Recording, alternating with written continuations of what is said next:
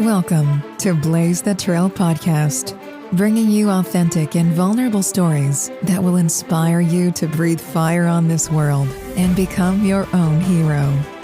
Here's your host, Blaise Hunter. Hello, welcome to Blaise the Trail podcast. I'm Blaise Hunter, and I am a fertility expert. No, I don't help people get pregnant. This is a different type of expertise. Actually, I inspire women to birth their dreams, passions, and goals, as well as discover peace amongst infertility.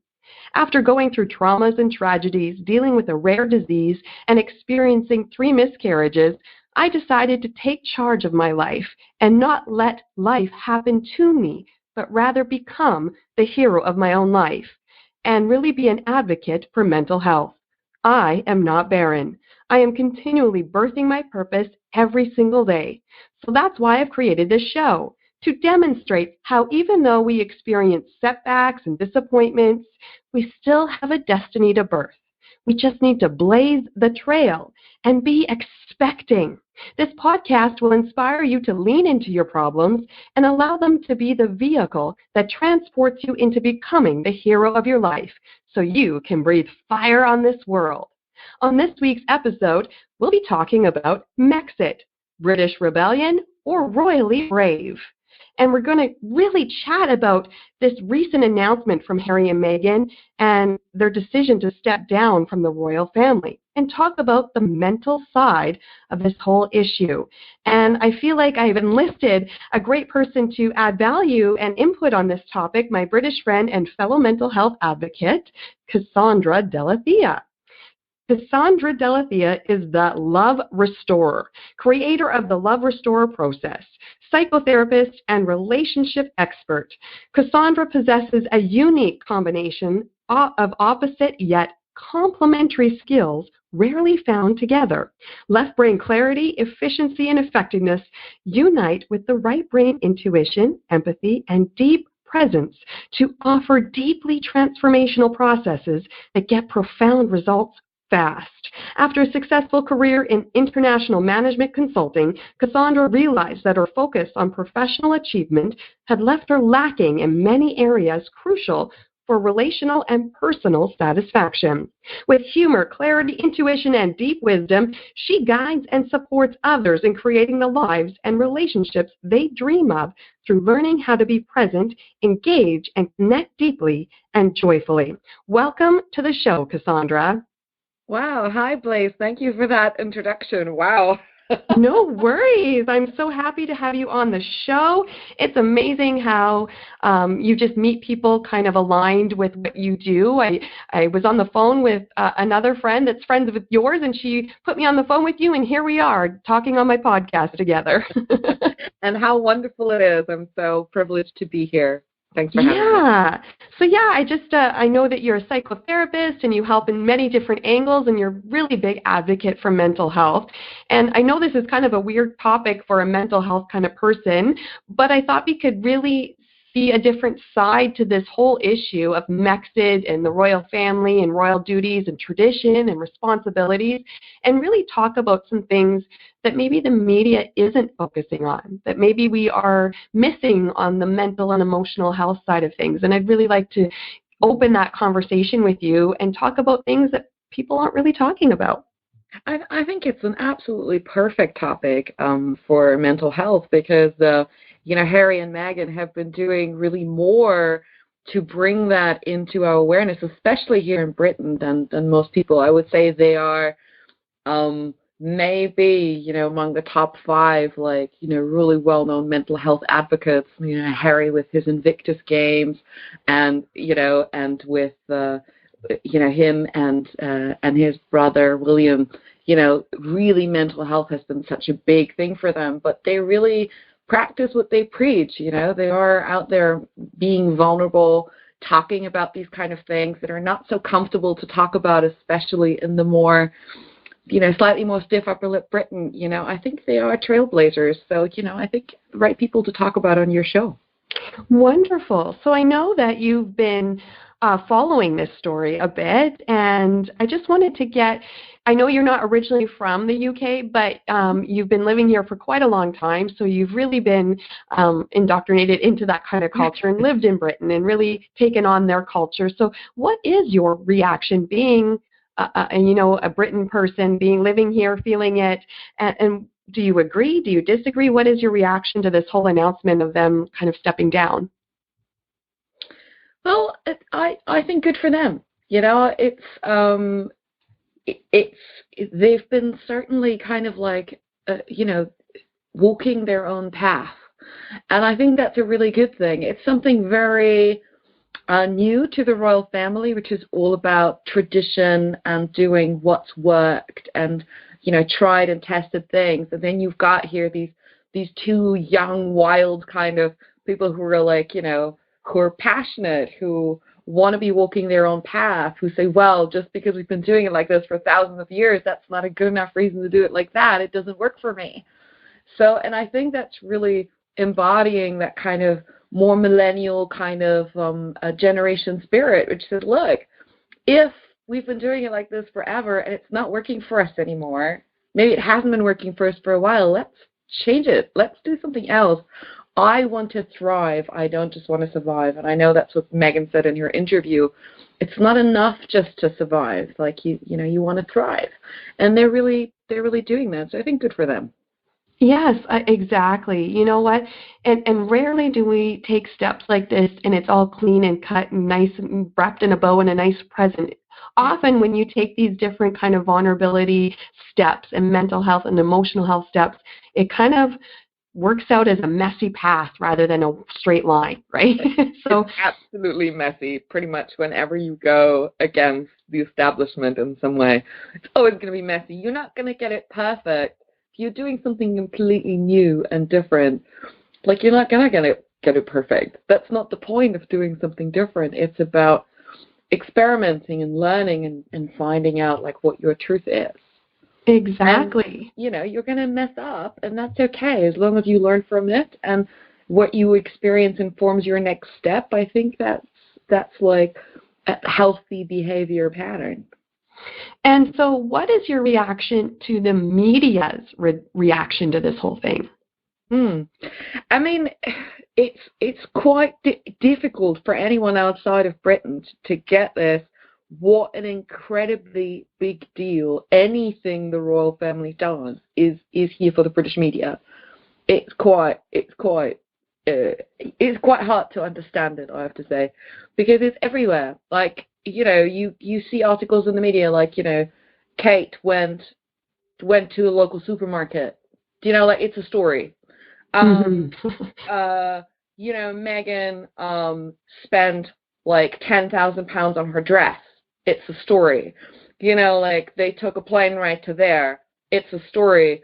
Like, they flew coach. It's a story. Like everything they do, like they take a sneeze and someone is there always watching and everything is looked at and kind of dissected.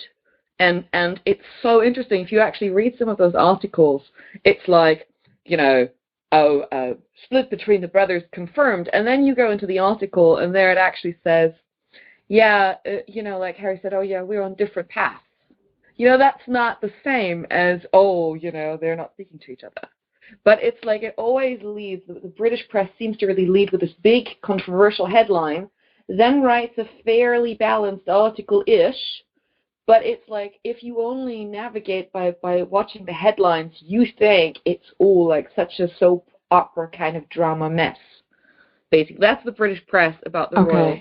You couldn't be in any place, no matter what you do. There's no single place in the world where you would be more exposed to public criticism, to public everything you do. You didn't fold your knees. You crossed your legs. Wow, you broke with protocol from the Queen. You wear pantyhose that's not the right shade. Wow, why are you there? It's like seriously, every single thing you do, the standard of perfection that's required of you is not very human. Well, exactly. And so coming from Canada, coming into Britain, and I'm a former journalist. So I used to do those kind of stories, but not like this in Britain. And yes, it's the way of Britain, and it's just exemplified with more media outlets and portals like social media and the vast way to produce it super quickly. But does that make it right? I don't think it's right, but I don't think that Meghan has been getting more of that than anyone in her position before. So I don't think it's right to be under this level of scrutiny. I think it's not healthy for anybody to be under this level of scrutiny. But the question is often like, the argument nowadays is, okay, so some media outlets have said, they've analyzed coverage, and, Kate is getting 75% positive coverage and Meghan is getting only 35% positive coverage. But they're also, and so, therefore Meghan is being discriminated, maybe based on race, maybe based on whatever that is. But the truth is that Kate has been through this. Kate has been through this media machine for 10 years, and she's now not putting a single foot wrong ever.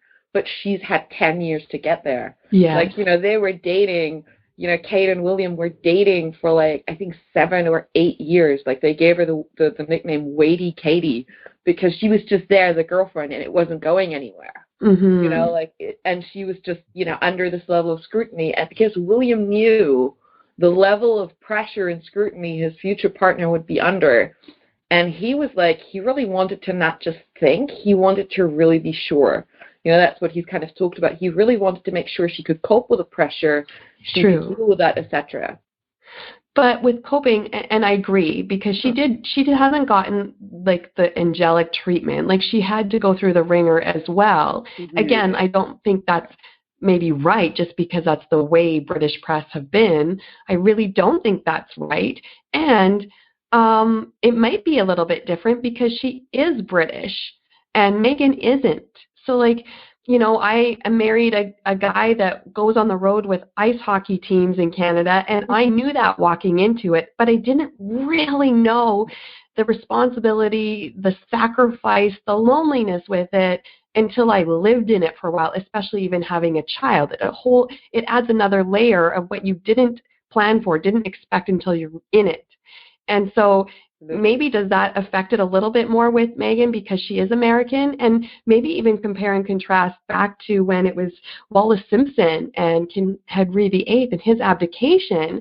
Like, they're comparing that. And is that a good comparison? Because I think it's a little off because he was a king. Harry isn't meant to be king. He's not in line to be king. So is it really as serious as abdicating from the throne? Wow, that's a few questions all in one. Okay, yeah, so sorry, loaded questions there. Let's see if I can. First, if she's American, like the compare and contrast being American and being a Brit, right? So it's easiest there to compare, like, Kate again with Meghan. So Kate is middle class family, went to the same university as William. Mm-hmm. They've been through that, so she's been groomed for this. Like, she was groomed to be able to live in that world. Like, that's been her training ever since, her family is affluent, etc. That's not Meghan's background. Exactly. All. She has had zero preparation for any of this. Like, none. She knows what it's like to be like a Hollywood star, and it's a completely different thing. Like, how it's portrayed in the media, being a Hollywood princess. It's most people think of being a princess as a bit like being a Hollywood star, but just with a crown. That it's not the same at all. It's completely different. Very, very different expectations. It's very difficult to be a royal, and you literally cannot put a single foot wrong. So I think she wasn't prepared for that in any way, shape, or form. And I think the comparison there with it's more. I think it's more comparing the women rather than the guys, because the guys, Harry and Edward, made the same decision, made the same choice of leaving that life behind that was kind of in their path. And less severe. I mean, Harry's not abdicating. He's like, the spare heir, as they exactly. The spare, not the heir. Yes. They say here, which again is quite vicious. If you imagine you grow up and the media says to you, oh yeah, you're the spare. It's not a very nice thing to hear. Well, exactly, and I think that says to a lot that they're a partnership, Meghan and Harry. Their decisions are their decisions, both, right? And I think sometimes in media, when it's an easier target, an easier way of vulnerability, we pick on the woman's side that's coming as an outsider, right? So the Wallace Simpson, the Meghan, right? We're kind of picking as them luring away the royal, traditions, and it's like, well, Harry's making this decision too, right? It doesn't look like he's being forced to do it. He's standing up for his marriage and his son, and I feel like that's very honorable, but it really is a disappointing way to see the media spin it as just one-sided fault, like her fault, right? It is, but what you have to bear in mind here is the history. Like, the British public is still, like, there's a big part of the British public that still sees Harry as that little boy that was walking behind his mother's coffin. Mm-hmm. You know what? Like, there is a level of tenderness and care and liking and protectiveness for Harry in the British public that's really, I think, unlike that's felt for any other figure here. Like, different than it is for his brother. Like, there's a certain special something. Like, Harry is like one of the British, we still see that vulnerable boy. And so therefore there comes this American movie star, and he's been like doing what was expected of him for so long, and suddenly she comes in, and within a couple of years, it's a shift. Everything's boom, like the whole thing explodes. Like he's not actually putting feet wrong. He's been trained for this role his life. Mm-hmm. So it's not, people are looking at like what's different, and everything that's different, they're attributing that to her. So therefore she's like the other woman that's corrupting the sweet little kid that was behind Diana's coffin, to some extent. Yes, and I can totally see that, because the way you share that and that perspective, obviously that is a side that you could go after because they're protecting him. But on a side note then, if we don't learn from history, aren't we doomed to repeat it? And I really kind of go back to what you said about, nurturing Harry during his mother's death, Diana's death. And in the paparazzi, the media, the culture, they all played a factor in that situation. And so I think, from my perspective, Harry's seeing the beginnings of this, and they're only new into the relationship, and he's seeing the harsh treatment to Meghan. He's seeing all of this kind of play out, and he's kind of probably going back to his child years when this all happened with his mom, and he's like, hang on, if I don't drastically change something, will this be the same result? Like, that's a harsh comparison, but that could be a factor. That could be a reality, right?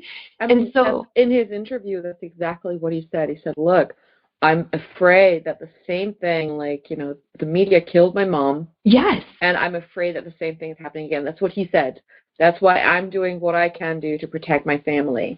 Because the problem is, when that happened, he was a little boy, and there's nothing he could have done about it. So there's a wound there. Exactly. There's a wound there of being helpless against the onslaught of the media. The media is the enemy for him that killed his mom. And he said this. He still feels that way when someone is flashing a camera in his direction. Mm-hmm. Like, he still feels like a little part of him is going there. And the media is not really taking responsibility for that. Exactly. They say, they're not. And I really heard the responses to some of these really vulnerable statements he made, which I thought were really touching. And all of a sudden, I'm worried for him. He's clearly not coping, still to be hung up on this after so many years. So the media is very good at saying, oh, we're just doing our job. You're just being oversensitive. So they're also giving that to him. Exactly, and I think that we could position and pose the question, well, if you're protecting him, because I still see Harry as this 12-year-old boy behind his mom's coffin, and protecting him from outsiders kind of taking him away, but then you've got to protect him from what you're doing, and you're just making the problem worse by not giving him that grace to heal and giving him some space, and his wife some space to maybe cope with that trauma and those triggers, right? So it goes both ways when you want to protect your royal, right? Absolutely, but it's like there's so many complex things at play here. On the one hand, there's this really emotional bond wanting to protect him, seeing that young, vulnerable boy, but there's also like, the royal family exemplifies to some extent some very British values. Like one of the royal family's kind of mottos and things is you never comment, you never apologize. You never comment, you never apologize. If someone criticizes you, you don't even acknowledge it. You don't make any statements. You just pretend it didn't happen. Right. Like, this is very much the stiff upper lip. It's very much what they do. It's about, no one there makes really an emotional statement. Diana was the first who really broke with this. Yeah. With this bombshell interview she gave where she basically said, sorry, my marriage is a little bit crowded, with 3 people in it. That was a bombshell. I mean, it was like unbelievable because everyone in this institution is so like, what are we portraying? We are representing, the monarchy. We're representing, to some extent, that means, British values, refinement, loyalty. Also like some modesty and humility. Like one of the things that Kate is praised for a lot, for example, is that she wears a lot of high street branded clothes. Meghan wears occasionally, but mainly designer. Like, Meghan comes from that more Hollywood star thing where, yes, you fly in a private jet. Yes, you have a $200,000 baby shower. Yes, you wear nothing but like designer clothes. That's like what's expected of you as a Hollywood royal, if you want.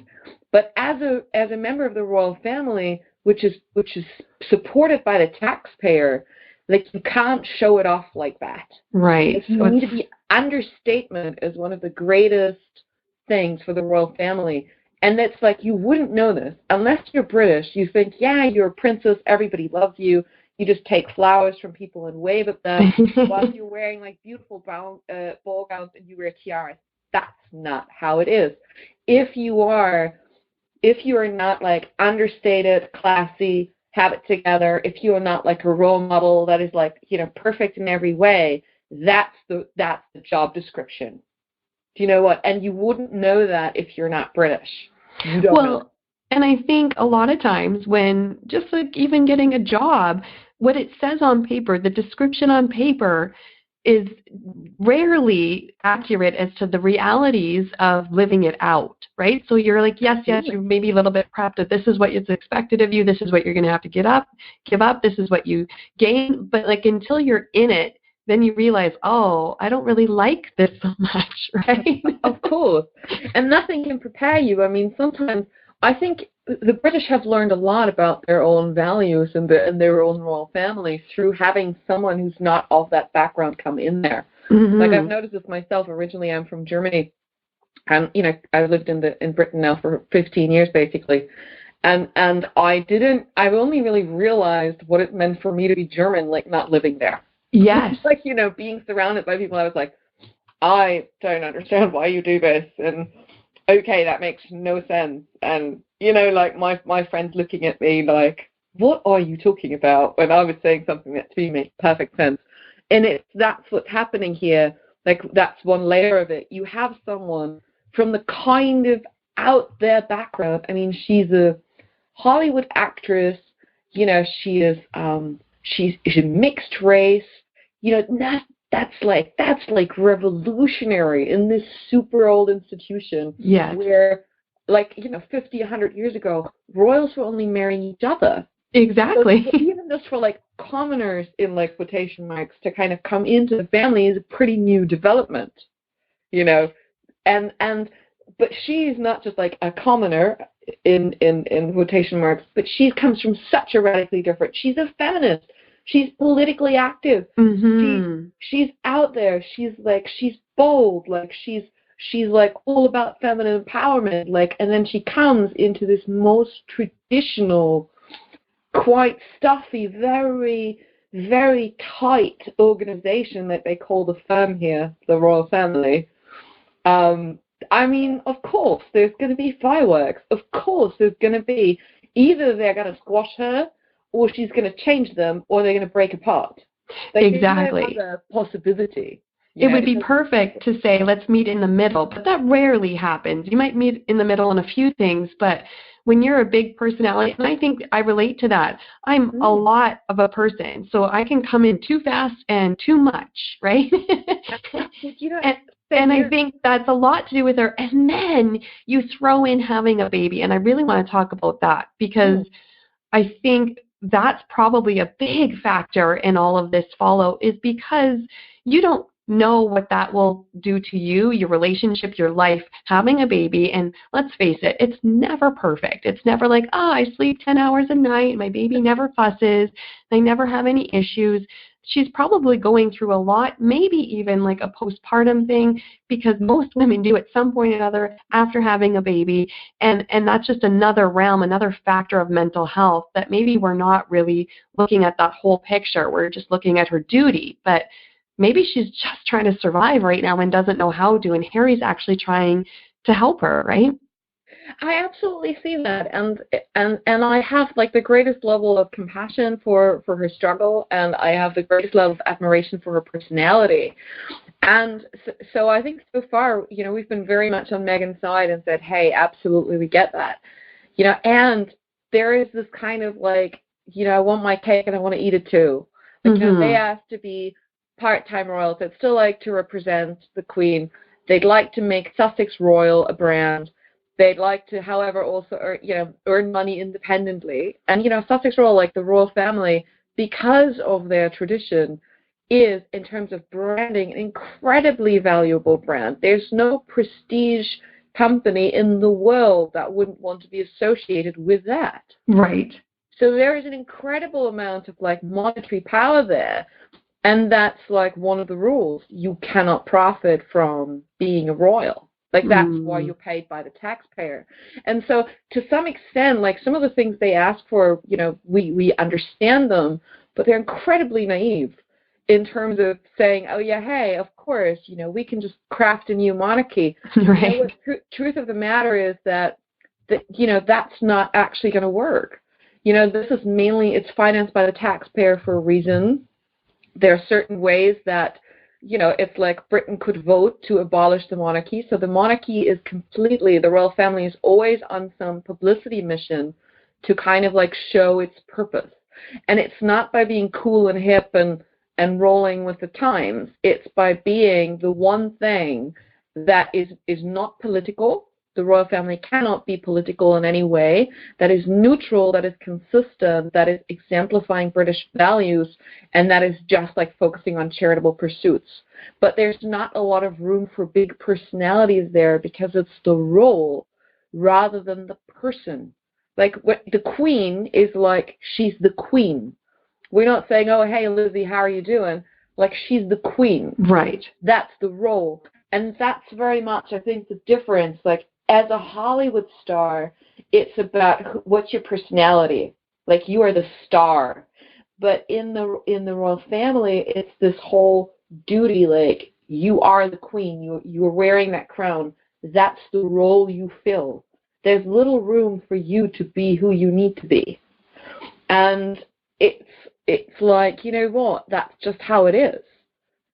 Well, and I think that definitely things like that with embodied of tradition, and it goes back so far that even creating the smallest change takes a long time, takes time. Of course. But I would challenge that it's not impossible because the royal family have adjusted to certain times over the times, like marrying outside of each other and the royalness of it. Like, they are allowed to open up and marry beyond what was maybe traditional and expected of you even 100 years ago. So there has been changes. There has been unprecedented moves by the royal family.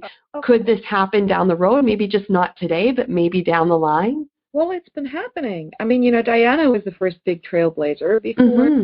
Before Diana decided to say, okay, hey, I'm taking my children with me on a royal tour, royal children were looked after by their nannies. And they would be left for like 2 or 3 months at a time. Exactly. And that's just how it was. And Diana said, you know what, I'm not leaving my kids. We're taking them. And that was like radical. So there's lots of things, like Diana really opened up the path, and Meghan has already created lots of changes. Like Harry has his own identity, they're reaching people that other people aren't reaching. So lots of, it's been already a huge change for where the royal family is. And if tradition is part of your brand and reason for being, you can't abandon it all, because then you lose your purpose.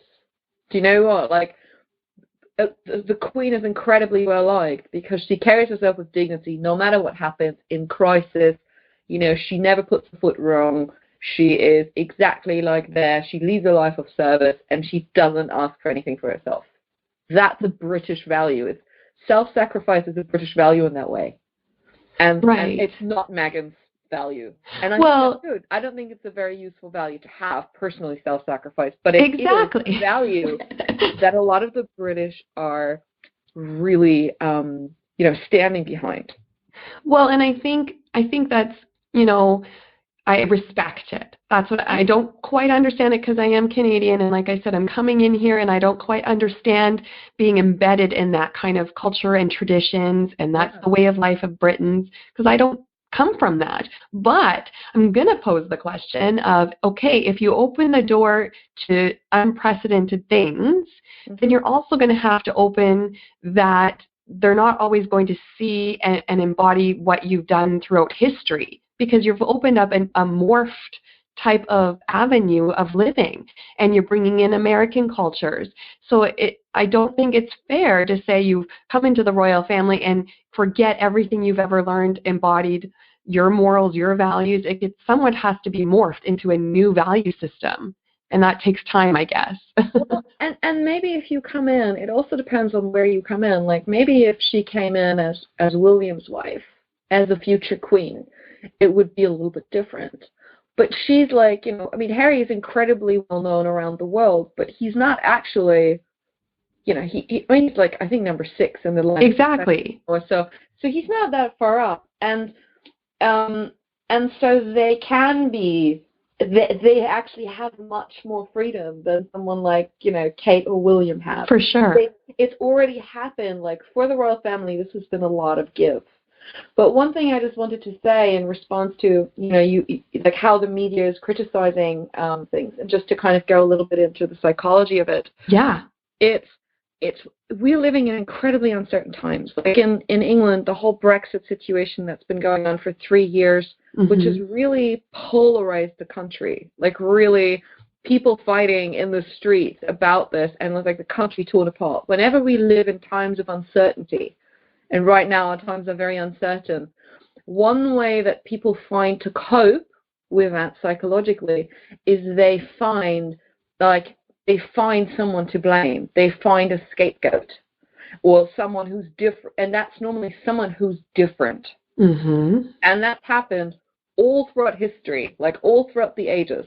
And like in the past, it might have been due to religion, or due to race, or due to national origin, or whatever it is. Nowadays you have vegans fighting carnivores in the street.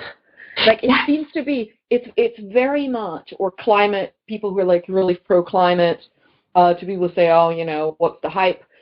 Like, literally, it's that polarity. In uncertain times, the way we cope is we find something that we can say, okay, that's it. Yeah. I'm focusing on this thing outside of myself. And it kind of immediately, as you find a scapegoat, it takes off a lot of this pressure that you have when there's the situation you can do nothing about. It's not graspable. Like how can you solve it? But you say, oh, there we are.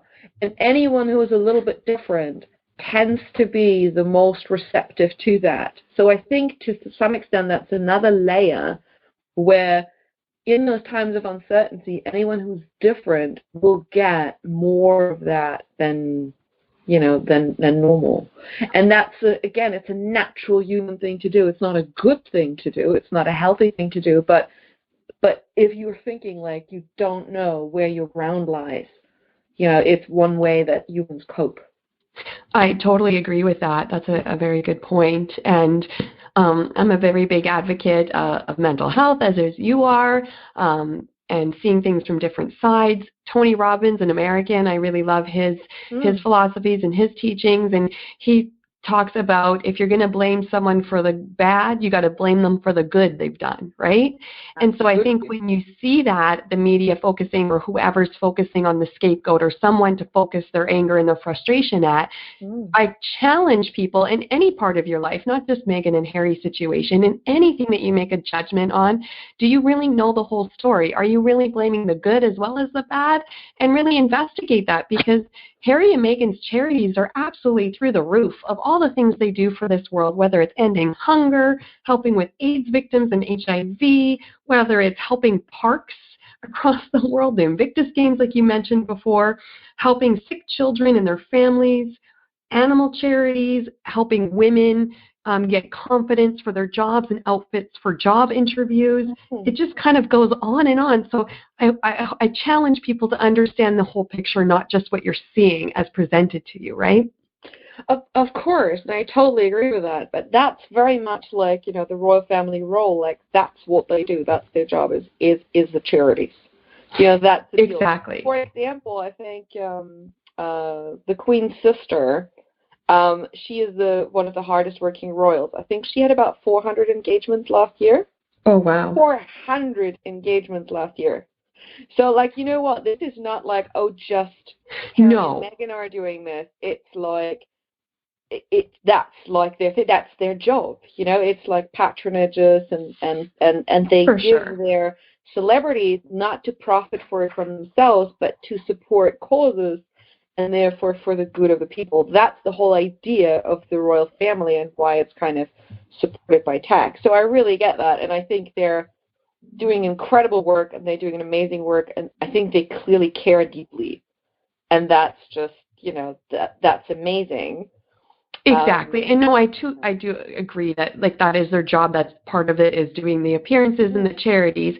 But again, they're not being maybe some other families aren't in the huge limelight and the scapegoat as Harry and Meghan. So let's talk about everybody's charities and everybody what they're doing. And I know that's maybe not the British way, is just to kind of look at the one side, but we really can't just look at one side. Nothing's one-sided.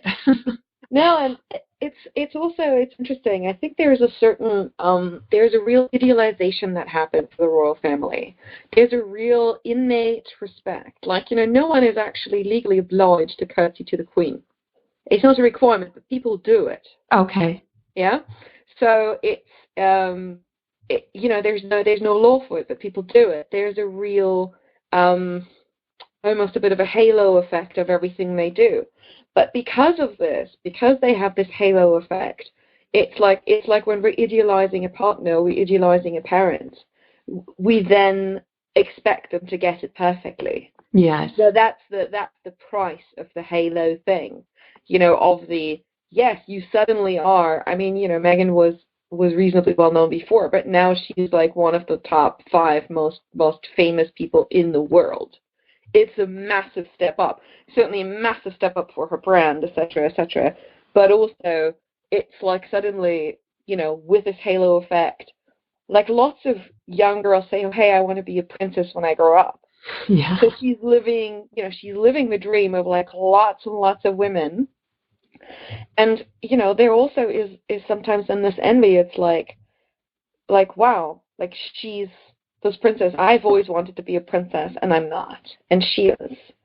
So that's sometimes then where we pull other people down, because they're having and they're living what we want, and so that true. We're not having. It's another way to externalize that kind of pain that maybe we're feeling inside, that we think, hey, my dream has died, and it's and you're there, and now it feels like you're throwing that away. So obviously there's going to be some backlash, and it's less what people say about Meghan and Harry is often less about Meghan and Harry. It's less of a reflection of them, and it's often just, it's often something that actually shows maybe where are you at?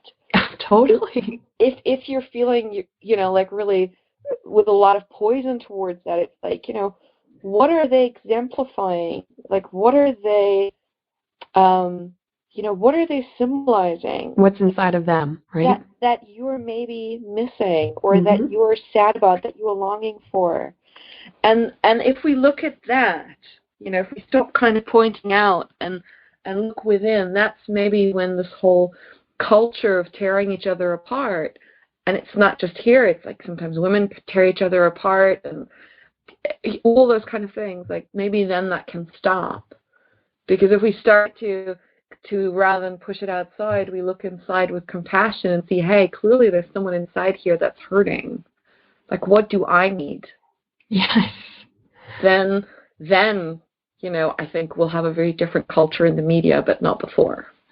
Like bang on, and that you basically answered my last question of what could we learn from this, and I think you answered that of just being more reflective, pausing, and being like, before I have a reaction, why am I reacting this way, right? Yeah. Why am I overreacting? Why is this bothering me so much, and why do I feel compelled to lash out or say things that are cruel and pass judgment? Maybe that's a reflection or a mirror of what's going on in my heart and my soul, and maybe I should ask that question of myself before having an opinion of somebody you may not know of the whole picture, right?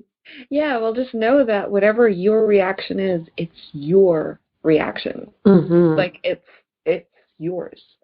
So therefore, it says something about you. And often it says more about you than about the other thing. Now, absolutely.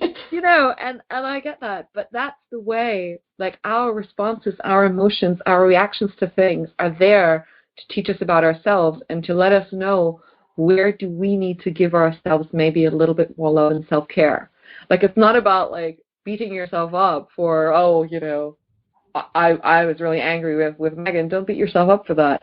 Just, like, look back and say, okay, like, clearly I'm in pain. Like, how can I, like, feed myself with something so that this disappears? Exactly. Why am I so critical? Let's just pose it out there and be reflective, right? Exactly. Awesome. Thank you so much for contributing to this amazing topic of mental health and opening up all these different, perspectives of how to look at different things, not even just this story, but in life in general about being judgmental or critical. It's awesome to have that open conversation and really dissect our reactions and actions as well. So thank you so much, Cassandra, for coming on. We have mentioned that you're a psychotherapist. You do coaching, you do couples counseling. How can people get in touch with you if they're intrigued by what you have to offer? Oh, well, thank you. That's so sweet. Well, you can have a look on my website, which is www.loverestore.com. And there you'll find some information about my work with couples, but I also do I work via Skype or in person as a psychotherapist or coach. So if there's any issues about wanting to have more love in your life, whether that's towards yourself or others, and you kind of feel you resonate with my energy, then please be in touch. It'd be great to hear from them. And thank you so much, Blaise, for everything that you're doing for mental health and for keeping the topic alive, for blazing the trail. And thank you for having me. It's been a real pleasure. Thank you so much. You've been listening to the Blaise the Trail podcast and seeing other perspectives on various topics. Challenge yourself to be vulnerable today and have those open conversations so we can rise up as the heroes of our lives and let us breathe fire together. Thanks for tuning in. I'm Blaise Hunter. You've been listening to Blaise the Trail with Blaise Hunter.